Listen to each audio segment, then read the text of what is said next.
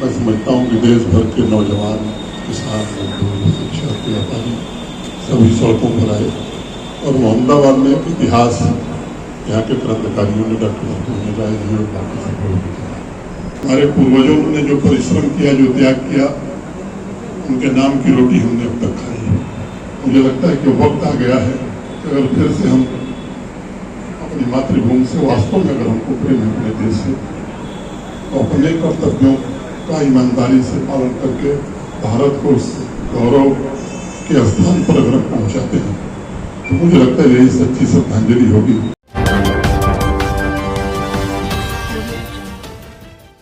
अठारह अगस्त शहीद पार्क मोहम्मदाबाद गाजीपुर पहुंचे जम्मू कश्मीर के उपराज्यपाल मनोज सिन्हा।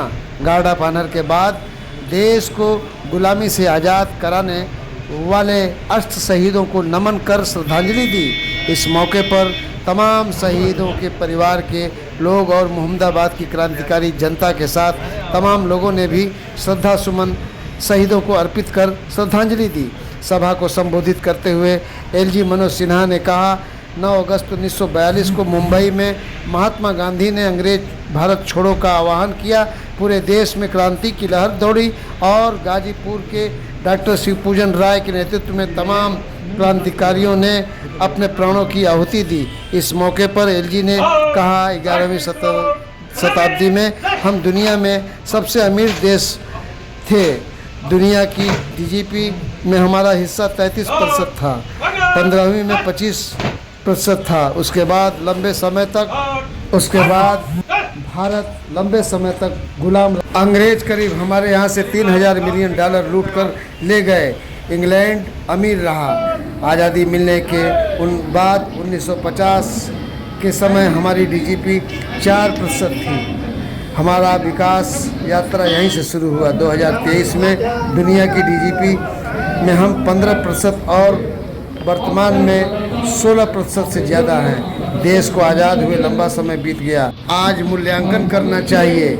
जिन उद्देश्यों को लेकर महान क्रांतिकारियों ने शहादत दी, तमाम बातों को एलजी मनोज सिन्हा ने कहा, तो सुने उन्होंने क्या कहा। कृतज्ञता ज्ञापित करते हुए, जिनका नाम मैं नहीं ले सका, उनसे क्षमा चाहते हुए मैं फिर से एक बार उनकी पुण्य स्मृति को प्रणाम करके और उनसे प्रार्थना करता हूँ कि ये शक्ति मोहम्मदाबाद और गाजीपुर के लोगों को दीजिए कि जो त्याग और बलिदान की भावना आप में थी, कम से कम उसका शतांश भी यहाँ के लोगों में फिर से वो भावना बलवती हो।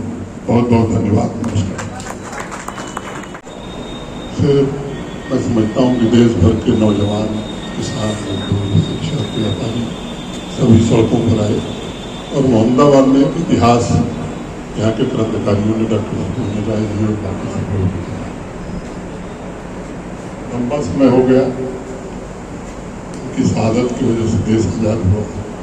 मुझे लगता है कि इतने वर्षों बाद सबको ये मूल्यांकन करने की जरूरत है जिन उद्देश्यों को लेकर के, जिस देश के निर्माण की कल्पना को लेकर के इन महान लोगों ने शहादत दी थी, उसमें हम कितना पा सकें। मुझे लगता है कि केवल सरकारों के भरोसे नहीं, व्यक्ति और भारत के नागरिक के नाते हमको भी अपना मूल्यांकन करना चाहिए कि हमने उसमें अपना क्या योगदान दिया है।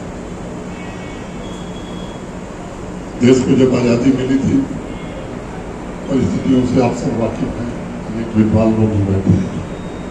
11वीं शताब्दी के आसपास दुनिया का सबसे धनी देश हमारा हुआ करता था भारत।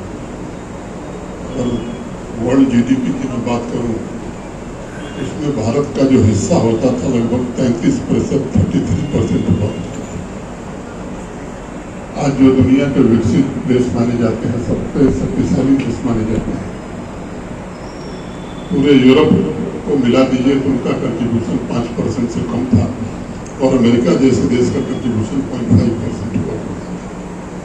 15वीं शताब्दी आते आते गिरावट में बावजूद इसके भारत का जो कंट्रीब्यूशन वर्ल्ड जीडीपी में था वो 25%, 25% हुआ करता था। वही यूरोपीय पुनर्जागरण का कालखंड है, यूरोपियन रेनेसांस है। और 14वीं 15वीं शताब्दी से लेकर के और आज़ादी हासिल होने तक एक लंबा कालखंड था जब देश में विदेशी आक्रांता आए, लंबे समय तक गुलाम रहे, धन यश संपत्ति सब कुछ लूट करके ले गए। नए जो शोध हुए हैं दुनिया भर में, खासतौर से दुनिया के इकोनॉमिक्स ने जो शोध किया है, उसमें उनका मानना है कि इंग्लैंड इसलिए धनी हुआ क्योंकि भारत से $3000 बिलियन से ज्यादा पैसा लूट करके इंग्लैंड के लोग ले गए। हमारे महान स्वतंत्रता सेनानियों के संघर्ष के कारण हम खुली हवा में सांस ले सके। तो देश को आज़ादी मिली 1950 के आसपास जब अनुमान लगाया गया, तो यहाँ 15वीं शताब्दी में हमारा कंट्रीब्यूशन 25% था। 1950 में वर्ल्ड जीडीपी में हमारा कंट्रीब्यूशन 4%, 4% रह गया।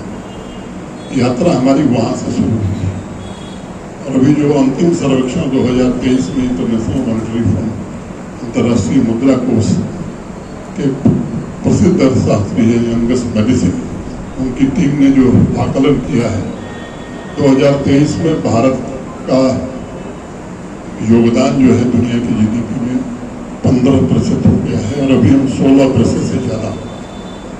मुझे लगता है कि यात्रा हमारी फिर से उस गौरव की ओर जाने की प्रारंभ हुई है। उस यात्रा में सबको योगदान देना होगा। बापू बराबर एक बात कहते थे कि हम जो दूसरों से अपेक्षा रखते हैं, अपने आचरण से हमें उसे दिखाना चाहिए। सामान्य तौर पर हम अपेक्षाएं बहुत रखते हैं, अधिकारों की बात बहुत करते हैं। अपने कर्तव्यों का भी अगर हम ध्यान रखें, मुझे लगता है कि आज जो परिस्थिति है, पूरी दुनिया बड़ी आशा भरी निगाहों से भारत की ओर देख रही है। पिछले कुछ वर्षों में जो परिवर्तन हुआ है, मैं मानता हूं कि भारत के प्रत्येक नागरिक का सम्मान आज देश दुनिया में बढ़ा है। आज की स्थिति में, आज के दिन हम सबका संकल्प मैं समझता हूँ यही होना चाहिए कि फिर से भारत अपने उस प्राचीन गौरव को प्राप्त करे और इसमें हमारी जो भूमिका, हम अपनी भूमिका का भी निर्वहन करें। हमारे पूर्वजों ने जो परिश्रम किया, जो त्याग किया, उनके नाम की रोटी हमने अब तक खाई है।